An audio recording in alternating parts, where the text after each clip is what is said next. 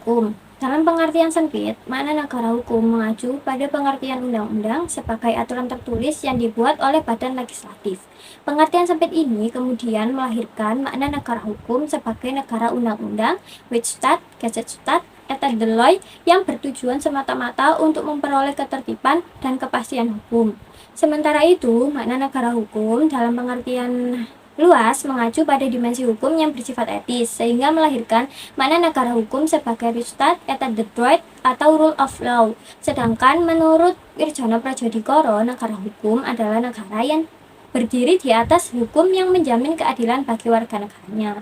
Ciri-ciri di atas itu menunjukkan bahwa ide sentralis Staat adalah pengakuan dan perlindungan terhadap hak asasi manusia yang bertumpu atas prinsip kebebasan dan persamaan. Adanya Undang-Undang Dasar akan memberikan jaminan konstitusional terhadap asas kebebasan dan persamaan. Adanya pembagian kekuasaan untuk menghindari penumpukan kekuasaan dalam satu tangan yang sangat cenderung menyalahgunakan kekuasaan yang berarti melanggar kebebasan dan juga persamaan. Makna Indonesia sebagai negara hukum yang pertama yaitu tercantum dalam Undang-Undang Dasar Pasal 1 Ayat 3 yang berbunyi negara Indonesia adalah negara hukum. Hal ini berarti negara Indonesia juga merupakan negara kedaulatan hukum yang dimana rakyatnya memiliki kewajiban terhadap negaranya dengan mematuhi dan mentaati hukum yang berlaku. Hal ini dikarenakan tidak ada hukum yang akan melenceng dari Undang-Undang Dasar.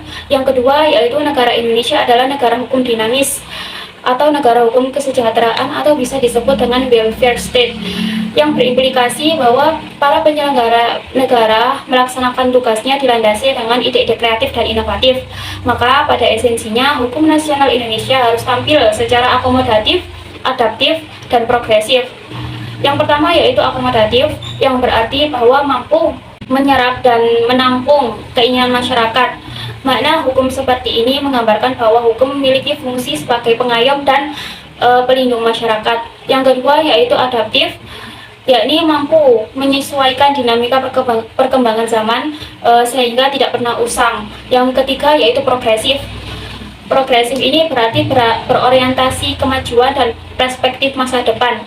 Makna hukum seperti ini menggambarkan bahwa kemampuan hukum nasional untuk tampil dalam praktiknya mencairkan kebekuan-kebekuan dogmatif.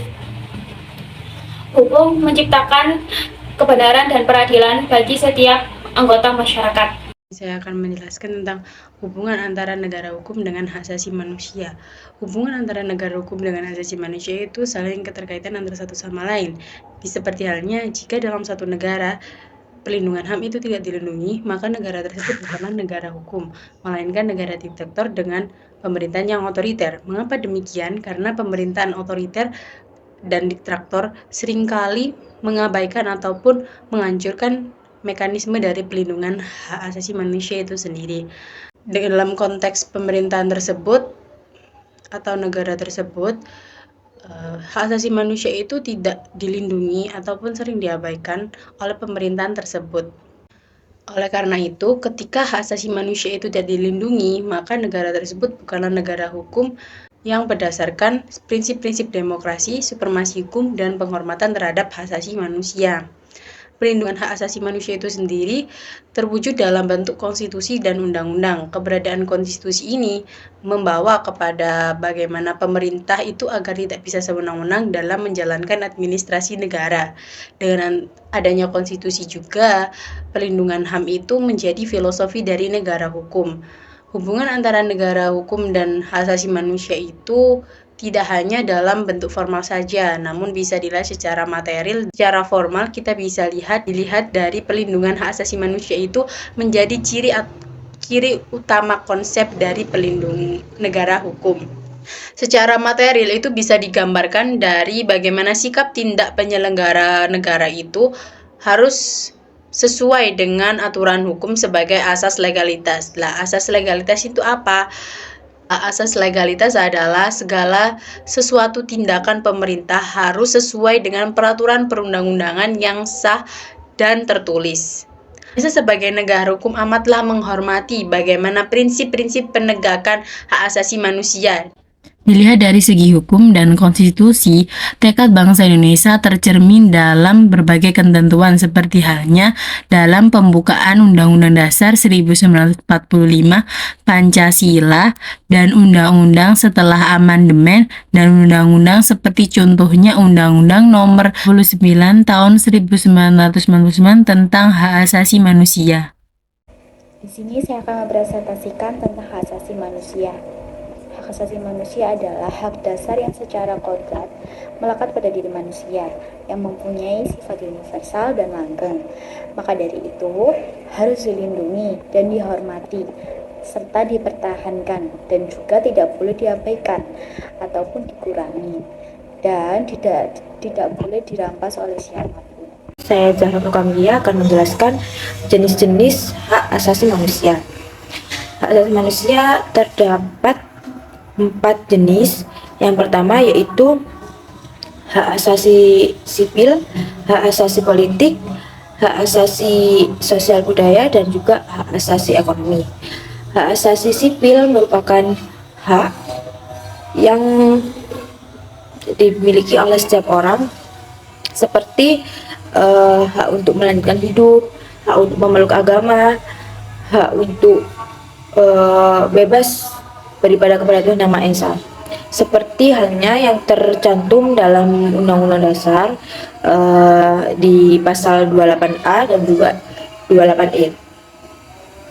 Yang ada di pasal 28A yaitu setiap orang berhak untuk hidup serta berhak mempertahankan hidup dan kehidupannya. Sedangkan di pasal 28E merupakan setiap orang bebas memeluk agama dan beribadah menurut agamanya, memilih pendidikan dan pengajaran, memilih pekerjaan, memilih kewarganegaraan, memilih tempat tinggal di wilayah negara dan meninggalkannya, serta berhak untuk kembali lagi. Kemudian hak asasi politik merupakan hak-hak yang dimiliki setiap orang di bidang politik, seperti hak memilih dan dipilih dalam pemilihan, hak untuk mendirikan partai politik, memasuki organisasi sosial, serta hak mengajukan petisi dan kritik atau saran. Hal ini juga tercantum dalam Undang-Undang Dasar di pasal 28D yang isinya setiap warga negara memperoleh kesempatan dalam pemerintahan. Kemudian di pasal 28G, setiap orang berhak untuk memperoleh suaka politik dari negara lain. Yang ketiga adalah hak asasi ekonomi, yang merupakan hak-hak ekonomi yang dimiliki oleh setiap orang, seperti hak untuk memilih atau hak untuk memilih suatu barang, contohnya rumah, tanah, perlengkapan rumah tangga, dan lain-lain. Kemudian hak membeli dan menjual, hak memanfaatkan barang milik pribadi, kemudian hak mengadakan suatu perjanjian atau kontrak, hak berusaha memperoleh penghidupan yang layak, dan sebagainya. Hal ini tercantum juga dalam Undang-Undang Dasar pada pasal 28D yang isinya setiap orang berhak untuk bekerja serta mendapat imbalan dan perlakuan yang adil dan layak dalam hubungan kerja. Kemudian di pasal 28H isinya setiap orang berhak mempunyai hak milik pribadi dan hak milik tersebut tidak boleh diambil alih secara sewenang-wenang oleh siapapun.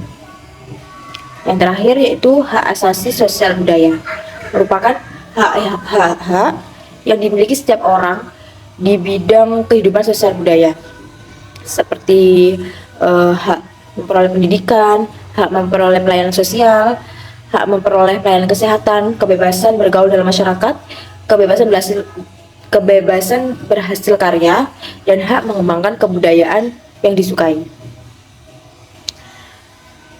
Hal ini juga tercantum dalam Undang-Undang Dasar pada pasal 28C yang isinya setiap orang berhak mengembangkan diri melalui pemenuhan kebutuhan dasarnya, berhak mendapat pendidikan dan memperoleh manfaat dari ilmu pengetahuan dan teknologi, seni, dan budaya demi meningkatkan kualitas hidupnya dan demi kesejahteraan umat manusia.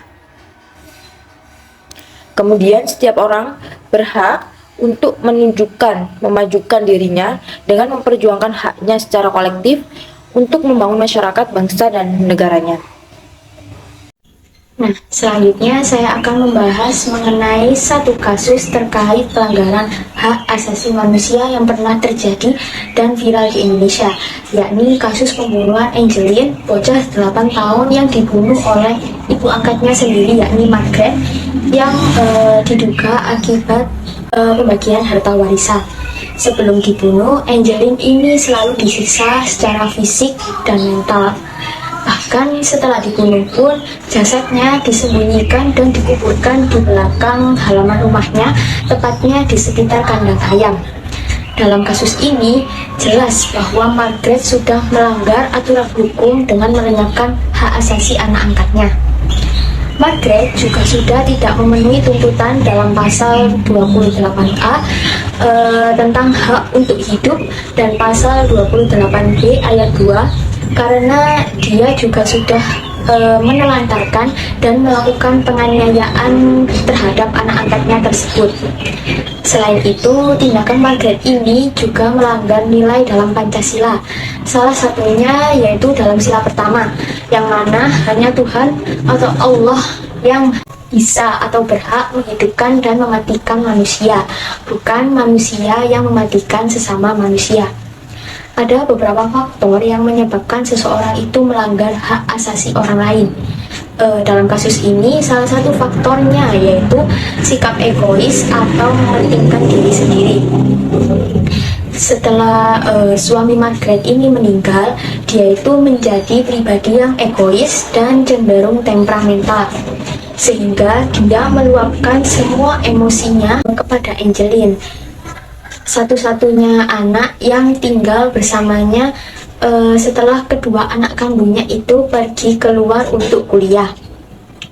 Selain itu, Margaret juga tidak ingin harta almarhum suaminya ini dibagi dengan Angelin yang notabene hanya anak angkat. Sehingga sebagai negara hukum, Indonesia telah memproses kasus ini yang mana Margaret sudah ditetapkan sebagai tersangka dan dihukum seumur hidup sesuai pasal 320 KUHP mengenai pembunuhan berencana.